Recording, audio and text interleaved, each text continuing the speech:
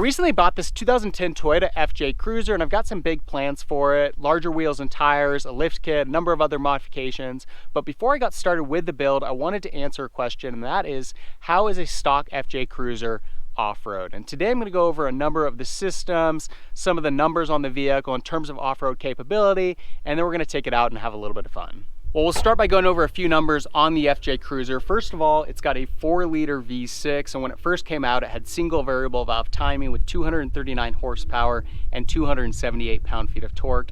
In 2010, we get dual variable valve timing, and those numbers are revised to 259 horsepower and 270 pound-feet of torque, and we see an improvement in fuel efficiency. And then again in 2011, we see a slight revision to 260 horsepower and 271 pound-feet of torque. The FJ Cruiser is also available in rear-wheel drive or with a part-time or full-time four-wheel drive system. Models equipped with rear-wheel drive or part-time four-wheel drive are paired to a 5-speed automatic transmission. Models equipped with a full-time four-wheel drive system are paired to a 6-speed manual transmission. Both four-wheel drive models also have a 2-speed transfer case with a low-range option. The FJ Cruiser comes standard with Toyota's A-Track traction control system, which is an intelligent system. It's able to apply braking to limit wheel spin, and then the FJ is also available with an optional locking rear differential, which is switch activated.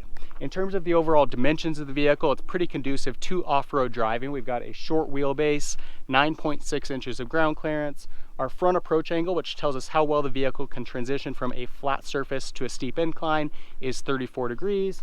The breakover angle, which is a combination of wheelbase and ground clearance and tells us how well the vehicle can climb over things, is 27.4 degrees. And then the rear departure angle, which tells us how well the vehicle can transition from a steep decline to a horizontal surface, is 30 degrees. I'd say that the most significant limiting factor on the FJ Cruiser is the tires. Coming stock from the factory, it would have originally had a set of Bridgestone Dueler tires, which are very similar to what we've got here. Basically a road tire that is all season. Not the most beefy tire. The reason that Toyota puts these on the FJ Cruiser is, first of all, because most people don't actually take their vehicles off-road. Secondly, in terms of performance numbers, you're better off with a road tire when it comes to accelerating and fuel economy. And so from a testing standpoint, they're better off putting these tires on, and then those of us that want to use their vehicle off-road swap them out with more of an all-terrain or mud terrain tire. And that's certainly the best thing that you can do to increase the off-road capability of your FJ Cruiser or any other vehicle out there. With that, let's go have some fun with the FJ.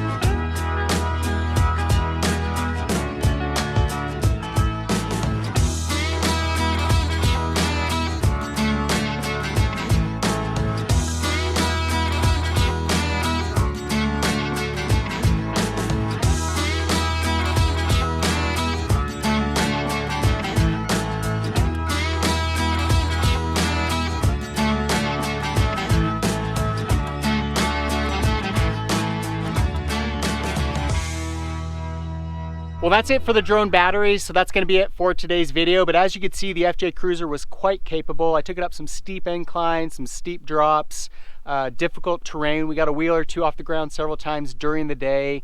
Didn't go over any real big rocks because, again, the tires aren't great and I didn't want to damage the body at all, but very impressed with how the FJ Cruiser did in its stock form. For comparison, I've got a Tacoma and a 4Runner, and you can definitely tell that this vehicle has the edge over those other two models.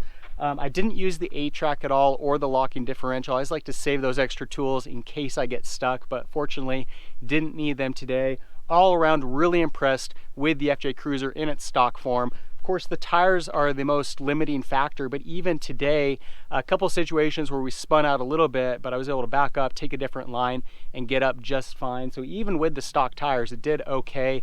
Obviously, with a set of all-terrain or mud terrain tires, you're gonna be set. So there you go. That's a look at the FJ Cruiser off-roading in its stock form. To stay up to date on my progress with the FJ Cruiser build, be sure to subscribe. In the meantime, thanks for watching.